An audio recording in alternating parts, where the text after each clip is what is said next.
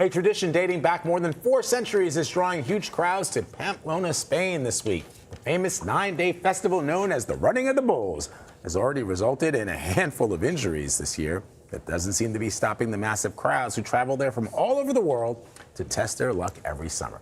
So joining us now from his balcony in Pamplona is veteran bull runner Toby Atkins, the co-founder of Bucket List Events. Toby, good to see you. You've said that once you run this race, it's hard not to go back again and again. You've participated in this race multiple times. Explain the logistics of running with the bulls and what compels you and so many others to put their lives at risk, essentially, to return every year.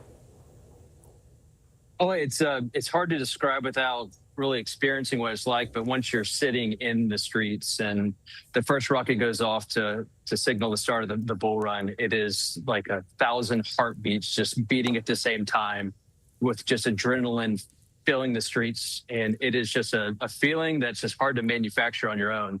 And once you get a taste of that, it's hard to not want to do it over and over. I mean, we have people here that running once is on their bucket list. We have people that want to photograph just a proof of that they were here and they had the courage to go do it. But it's something that me personally, once I got a taste of, I just couldn't resist. I can see how it awakens something primal within us because we are no longer running away from animals and other threats. But I do wonder about safety, Toby. I mean, at least 5 people were taken to the hospital so far this week, and we're only halfway through the festival. How do you ensure safety, and can you even ensure 100% safety? There's no way to ensure safety. I mean, we are on cobblestones. It is a very hard surface. And to be honest, the bulls, while they're mighty and they're huge and they weigh 550 kilograms, the humans are the more dangerous obstacle in your path. And to think that you're going to get a full speed run in the morning, it's just not obtainable because since there's so many people. But the big problem, in my personal opinion, is that we do have a lot of people that are running with cell phones and cameras and aren't necessarily watching where they're going. They're looking for the Instagram likes. And it's becoming a problem here that they're starting to enforce a little bit more, including Ray-Ban glasses where you can record as you run. They'll pull you out if you're caught with those in possession.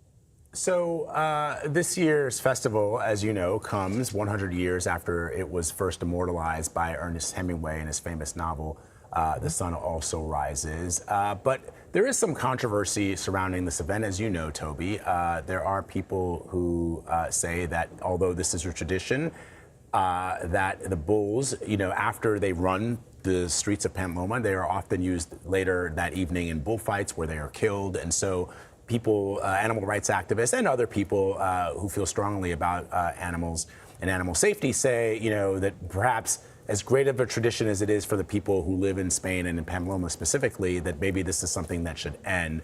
How do you address that? Well, I mean, the word I would kind of view with all this is that the bull run is one small part of the actual festival. There's 8 days of this party or 8 bull runs, but 9 days of a gathering that is so much more than just the 2 minutes of the bull run itself. There's traditions from start to finish of each day, and the days begin at 6 a.m. and they end at probably 2 or 3 a.m., including nightly fireworks and parades and all of that. So while the Ernest Hemingway novel brought about some of the bull-centric mentality, there's just a lot more to it. And to address the specific question about is it out of date? The city of Pamplona, this is their identity. They're going to celebrate this for as long as they can. I mean, this festival predates the landing of the Pilgrims on the Mayflower by 3 full decades. It's been going on since 1591. So to take this identity, to take as they view it, their international identity from these people, it'd be a tough situation for northern Spain here. All right, Toby Atkins, thank you so much for joining us, and we love the red handkerchief. Yeah. Good luck out there. Yeah, be safe. Run Thank safely. You guys. All right.